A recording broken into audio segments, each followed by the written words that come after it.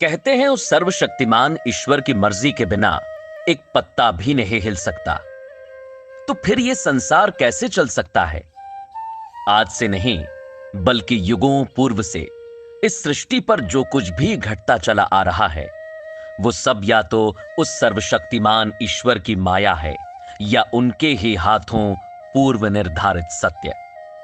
तो क्या प्रभु श्री राम का मनुष्य रूपी अवतार भी उस सर्वशक्तिमान ईश्वर की लीला थी, जिस अवतार ने न केवल संसार का कल्याण किया बल्कि प्रत्येक के जीवन में प्रेरणा स्रोत बनकर जीने का सर्वोत्तम मार्ग दिखाया। और उससे भी बड़ा रहस्य, क्या आप जानते हैं कि इस महान अवतार के पीछे श्री नारद जी का क्रोध से भरा हुआ वह अभिशाप छिपा हुआ है, जिसके कारणवश न केवल श्री हरि विष्णु को मनुष्य अवतार लेना पड़ा बल्कि मनुष्य रूप में अनेक संघर्षों का भी सामना करना पड़ा। नमस्कार, आप देख रहे हैं युगों की कथा, युग कथा। आइए आज सनातन ज्ञान के इस महान सागर में से एक और महत्वपूर्ण कथा को सुनते हैं। कथा श्री हरि विष्णु के महान कल्याणकारक मानव अवतार की। कथा हम सभी के हृदय में बसने वाले प्रभु श्री राम की। महर्षि वेदव्यास जी ने भी पुराणों में इस प्रसंग का उल्लेख बड़े ही रोचक ढंग से किया है। एक बार नारद जी हिमालय की एक गुफा में बैठकर भगवान शिव की ऐसी घोर तपस्या में लीन थे जिसे देख इंद्र को अपना राज्य छिन जाने का भय सताने लगा कि कहीं ऐसा ना हो कि नारद जी भगवान शिव को प्रसन्न कर उनसे मेरा राज्य ही मांग बैठें। इंद्र ने अपने मित्र कामदेव से मदद की याचना करते हुए कहा, तुम अप्सराओं सहित वहां जाकर अपनी कामवर्धक लीलाओं से नारद जी की तपस्या को भंग कर दो। इंद्र के कहे अनुसार कामदेव ने यह करने का पूरा प्रयास किया, किंतु वे नारद जी की तपस्या को भंग करने में असमर्थ रहे। बहुत समय बाद जब नारद जी अपनी तपस्या से जागे, तब उन्हें इस बात का पता चला कि कामदेव के द्वारा उनकी तपस्या भंग करने के किए गए सभी प्रयास विफल रहे। इस बात ने उनके मन को अभिमान से घेर लिया। नारद जी अपने अंतर मन में यह बात सोच सोचकर फूले नहीं समा रहे थे। अपनी इस विजय का बखान करने वे सर्वप्रथम भगवान शिव के पास पहुंचे और गर्व में भरकर कामदेव पर अपनी विजय का समाचार उन्हें सुनाया। देवादिदेव महादेव को तो पहले से ही प्रत्येक बात का संपूर्ण ज्ञान था, फिर भी उन्होंने अपनी उदारता का परिचय देते हुए नारद जी की प्रशंसा की। परंतु नारद जी को किसी और के उपहास का पात्र बनने से बचाने के लिए महादेव ने उन्हें समझाया कि वे इस प्रसंग को किसी और से ना कहें। उधर नारद जी का अभिमान आसमान छू रहा था, जिससे वे स्वयं को रोक ना सके और क्रमशः पहले ब्रह्मा जी के पास और फिर श्री हरि विष्णु के पास अपनी विजय गाथा सुनाने पहुंच गए। भगवान विष्णु ने जब उन्हें अभिमान से चूर देखा तो उन्होंने नारद जी के अभिमान को तोड़ने का रास्ता खोज निकाला और अपनी अद्भुत लीला रची।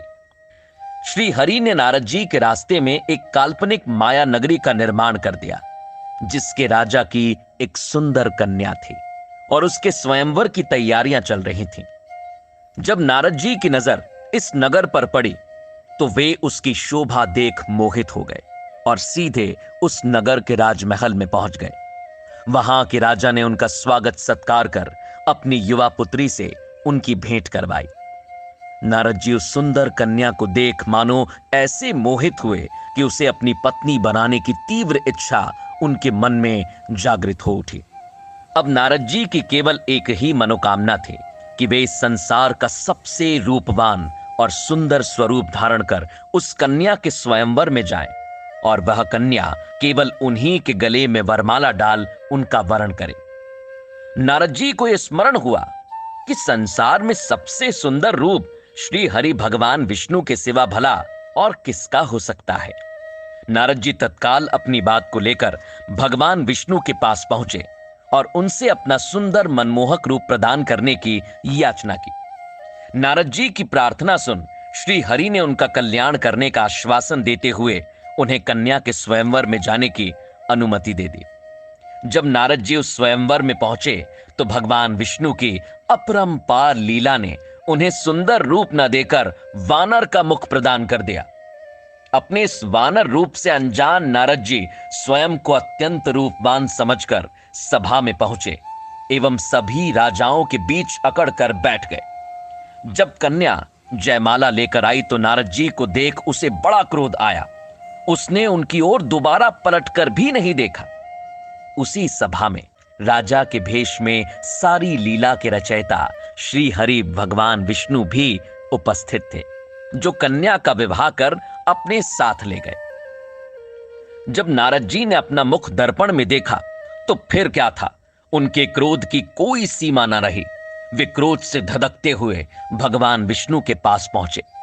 इतना क्रोध कि भगवान और भक्त के बीच का अंतर भूलकर उन्होंने भगवान विष्णु को दुष्ट, कपटी, मायावी और ना जाने क्या क्या कह डाला।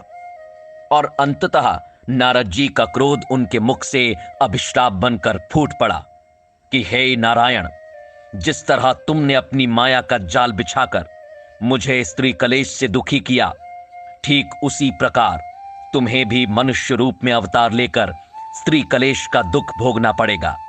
और क्योंकि तुमने मुझे वानर का मुख देकर भरी सभा में मुझे उपहास का पात्र बनाया, इसलिए वानर ही तुम्हारी उस मनुष्य रूप में सहायता करेंगे। तब अनेक वर्ष के पश्चात प्रभु श्री राम का मनुष्य रूप में जन्म हुआ। और जैसा कि हम सभी जानते हैं कि भगवान श्री राम विष्णु के ही अवतार हैं, जिसने नारद जी के अभिशाप अनुसार न केवल माता सीता से बिछोह का दुख भोगा, बल्कि इस कठिन समय में हनुमान और सुग्रीव समेत समस्त वानर सेना ने उनकी सहायता की, जिससे वे कड़े संघर्षों के बाद दशानन रावण की लंका पर विजय हासिल कर पाए। भगवान विष्णु को अभिशाप देने के पश्चात जब नारद जी का क्रोध शांत हुआ, तब अंततः भगवान विष्णु की माया का पर्दा हटा। नारद जी अपनी भूल के लिए श्री हरि के चरणों में गिरकर क्षमा मांगने लगे। तब भगवान विष्णु ने मुस्कुराते हुए नारद जी से कहा, हे नारद, तुम स्वयं को दोष मत दो, क्योंकि तुम तो केवल एक माध्यम हो। जो कुछ भी घटित हुआ है या होगा, वह सब कुछ मेरी इच्छा से है। मेरी लीलाओं से परे संसार में कुछ भी नहीं। इतना कहकर श्री हरि भगवान विष्णु ने नारद जी को इस प्रकार प्रेम पूर्वक हृदय से लगा लिया, मानो जैसे भगवान ने पुनः अपने प्रिय भक्त को स्वीकार कर लिया हो। तो कैसा लगा आपको यह सुंदर एवं रोचक प्रसंग? कमेंट करके हमें जरूर बताइएगा। और ऐसी और भी ज्ञानवर्धक कथाओं के लिए हमें सब्सक्राइब करना ना भूलें। धन्यवाद।